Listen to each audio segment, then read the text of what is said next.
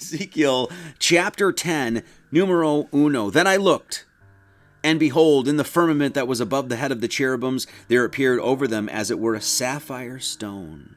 Firm means make firm, established, securely fixed in place. Mental or meant comes from, in, or pertaining to the mind.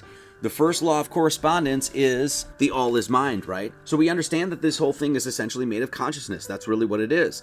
So when we look in here and we look out there, we're ultimately looking at one unified field, if you will, okay? So what we're doing is the firmament is securely fixed in your mind. That's why this is called the dome of your head, if you will, okay? Then I looked, and behold, in the firmament that was above the head of the cherubims, there appeared over them as it were a sapphire stone, comma. Let's stop there. Sapphire stone. The etymology specifically talks about it being a blue stone. Okay, and this actually is the lapis lazuli, I think is how you say that, lazuli, I think, and that literally means blue stone. We'll get into that just a second. But what he's seeing when Ezekiel looks up is the philosopher's stone. The philosopher's stone is a mythic alchemical substance capable of turning base metals into gold or silver. And it is called the elixir of life for rejuvenation and for achieving immortality. It was the most sought after goal in alchemy. It was a sapphire stone, of course, blue. One of the colors of sapphire is blue. But when you actually look at the etymology, sapphire is a precious stone. Precious stone. It's a blue to transparent variety of corundum, the name of a blue precious stone. So when you go right to the etymology, it specifically says it's a blue stone. As a color, deep, brilliant, or bright blue, it was. What is the philosopher's stone? It's a blue stone. It's the azure. It's called the lapis lazuli. It's azure stone, rich ultramarine silicate stone. It's a stone of azure. When you look up azure, what is it? It's a sky blue color. For the end goal of the great work is to form the philosopher's stone. And what is it? It's a blue stone. It's exactly what Ezekiel's seeing. Lapis lazuli is a blue stone of psychic development and initiation. Lapis lazuli means blue stone. It's also known as the philosopher's stone. The lapis may therefore be understood as a symbol of the inner Christ. The philosopher's stone, the lapis lazuli, the sapphire stone that Ezekiel's seeing is itself a symbol of the inner Christ, of God in man. What does Emmanuel mean? I use the expression symbol on purpose, Carl Gustav Jung goes on to say. I use the expression symbol on purpose, for though the lapis is a parallel of Christ, it is not meant to replace him. On the contrary, in the course of the centuries, the alchemists tended more and more to regard the lapis as the culmination of Christ's work of redemption. Amen. The following passage of the utmost importance for the psychology of alchemy should be understood in this sense. And as man is composed of the four elements, this is what we'll see today in Ezekiel, the four elements are at work here, so also is the stone. Earth, air, water, and fire. Then I looked inside, and behold, into the firmament, which reflects here, that was above the head of the angels that are divine messengers of God's will, that are literally the angles of light that come down upon you as the stars rotate. There appeared to him, because it appeared in the vision, was a sapphire stone, which is the philosopher's stone, and as the appearance of the likeness of a throne. What is the throne?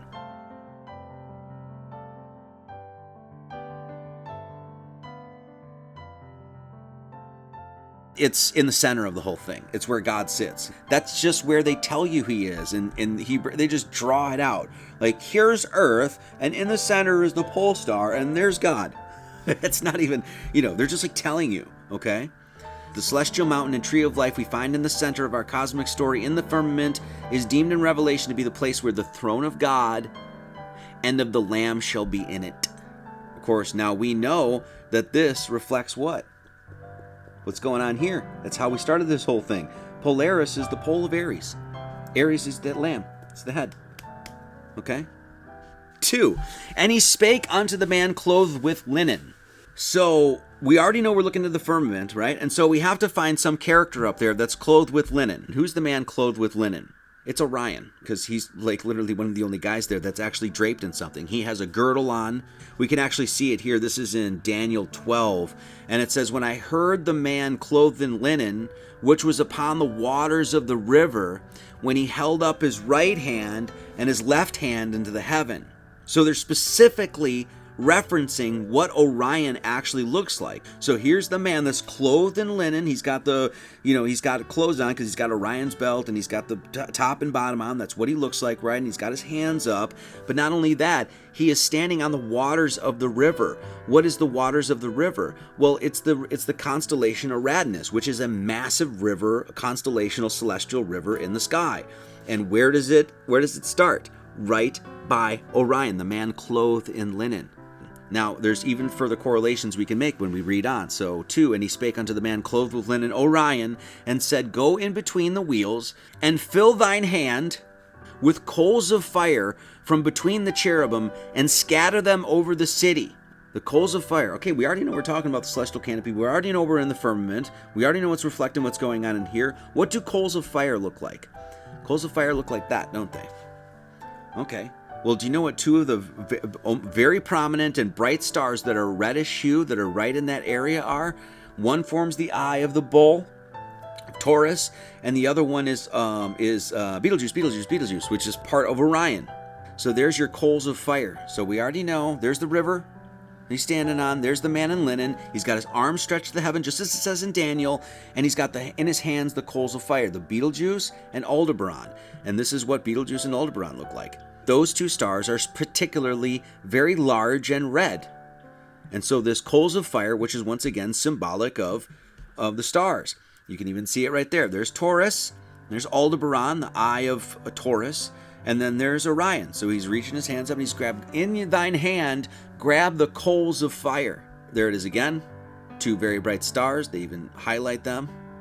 Betelgeuse literally means it's an Alpha Uranus, whatever. It's a bright reddish star in the right shoulder of Orion, but perhaps more accurately, it's the hand of Aljauza or whatever, which is Orion. Aldebaran is a red star of the first magnitude that is seen in the eye of Taurus.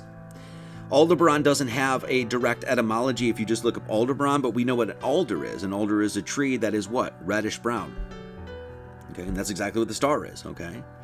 Now, with all that said, let's read this again. Now the cherubim stood on the right side of the house. What's the house? When the man went into the house, and the cloud filled the inner court. So what's the house that he goes in, that the cloud fills the inner court of the house? It's Cepheus. It's the king. Cepheus is the king, and when seasoned stargazers look for the constellation of Cepheus, which is right, pole stars right there. When seasoned stargazers look for the constellation Cepheus the king, they search for a 5-sided pattern of stars that resembled a child's drawing of a house. It looks like a house. It lies adjacent to Polaris. It lies adjacent to what? God's throne in his city, his polis. The glory of the Lord went up from the cherubim and stood over the house, because that's exactly where Polaris is, over that house. And the house was filled with the cloud. What's the cloud? It's the cloudy Milky Way. It looks cloudy. They even call it cloudy, right? That's why it's milky, because it's like, oh, it's cloudy. You can't really see through it. Now let's just go to Cepheus, the king, and what do you see? It's almost like the cloud fills up the whole house, the inner court of the house. Let's go back up, and it says, take from between the wheels, from between the cherubims, and he went in and stood beside the wheels. Once again, this is all symbolic. What are the wheels? Well, what are they on? They're on the zodiac. This is considered the wheel of time. What does the zodiac ultimately represent? It's the place where the sun undergoes its death and rebirth yearly and diurnally, daily and yearly, if you will. Christ's death and rebirth represents the transcension off the wheel of fortune, wheel of karma, wheel of fate, right? You're down here, you're to do your work, you're to undergo the magnum opus, the great work, so that what? You can ultimately ascend. So what is this wheels within wheels? Well, what's in the zodiac? That's doing its own cycles. Every single one of those celestial bodies, those heavenly objects, have their own cycles, right? Mercury has its own cycle. Venus has its own cycle. Mars has its own cycle. Jupiter, Saturn, the moon, the sun. Every single one of those celestial bodies have its own what? Wheel.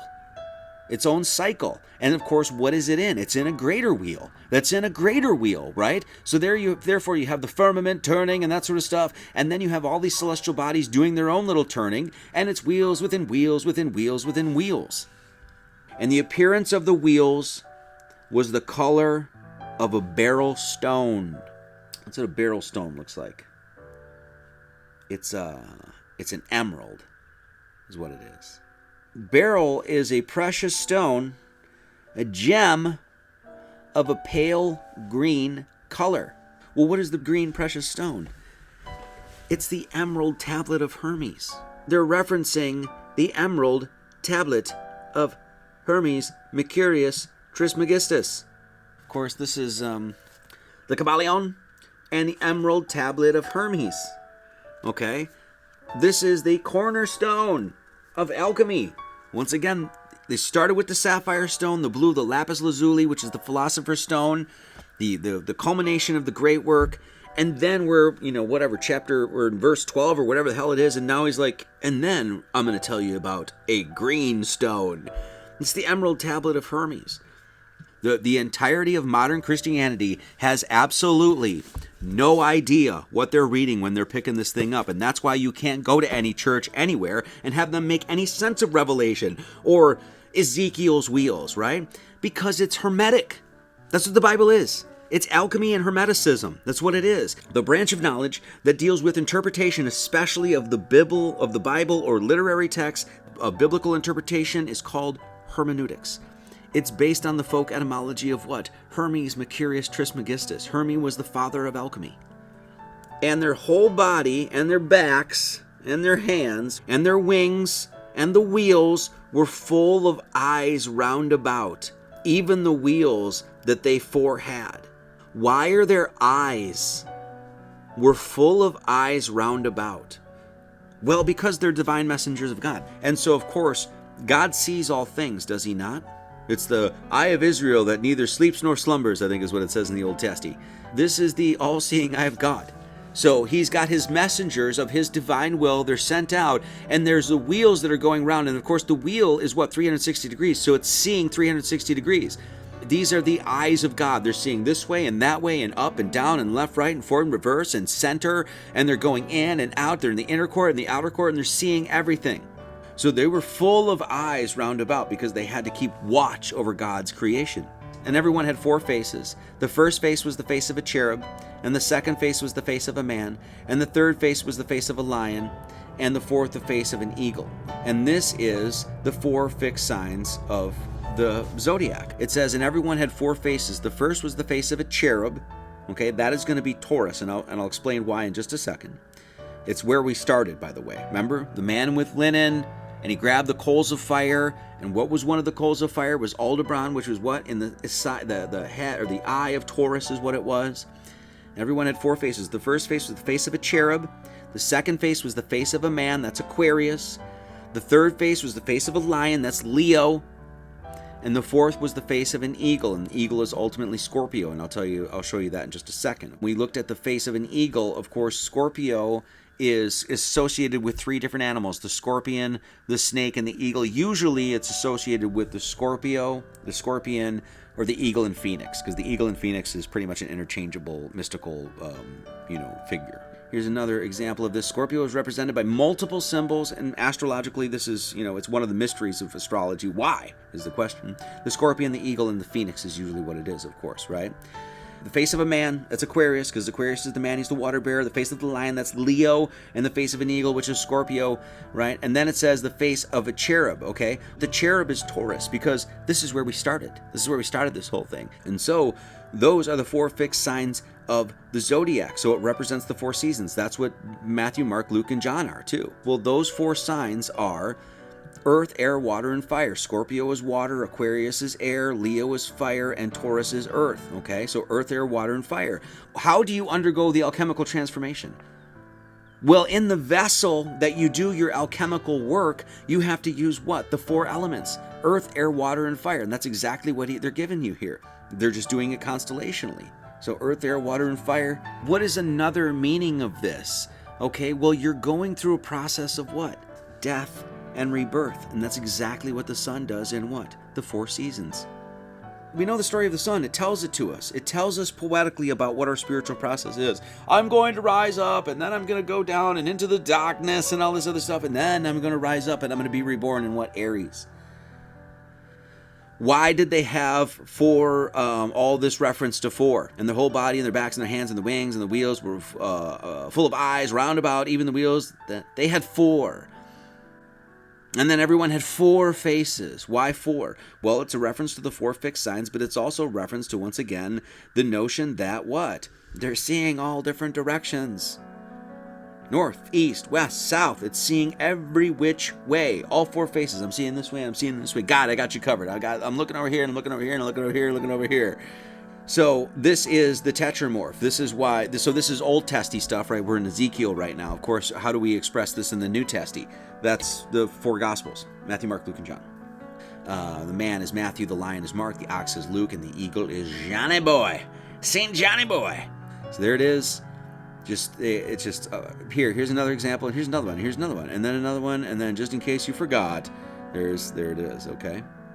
And so now Ezekiel, he's got those cherubims were lifted up. This is the living creature that I saw by the river of Chibar. The verb chibar means to be awe-inspiring, great, much, or many. So this is awe-inspiring, it's great, it's a big-ass river, in other words. Here's another, the meaning of chibar or chibar is abundant, to be great, okay? So it's a abundant, great, big river, and it also means delta. It also means delta. Where the river enters the water body, the water's flow decelerates, and sediments drop out, and a delta forms, depositing a prism of sediment that tapers out towards the lake's interior. So here we've got a river, and it goes out, and it forms a delta, and that's exactly what chibar or chibar says, delta, right? And then it's a great, abundant river it is. And what do you have here? There's Orion at the top there, the man in linen. He's got the coals of fire right there. He's right by the zodiacal belt, which has all the four fixed signs on there. And then right at his foot is what? Is that great river that's flowing all the way down to what? You know what's at the end of that river? It's Hydrus. And it's the form of what? It's a triangle. It's a delta. And so this is the constellation, once again, Aradnus. It's a river. And the cherubims lifted up their wings and mounted up from the earth in my sight. When they went out, the wheels also were beside them, and everyone stood at the door of the east gate of the Lord's house, and the glory of the God of Israel was over them above. Everyone stood over the east gate of the Lord's house. Of course, what is the east gate? The sun rises in Aries, the east gate. So they lifted up and they mounted up from the earth, and they go all the way up here, and they're up and out of this thing, and they're at the pole of Aries at the top, where the Lord God is looking above all over his creation. And what's there? The east gate, which is what? The Lord's house. It's the astrological sign of Aries.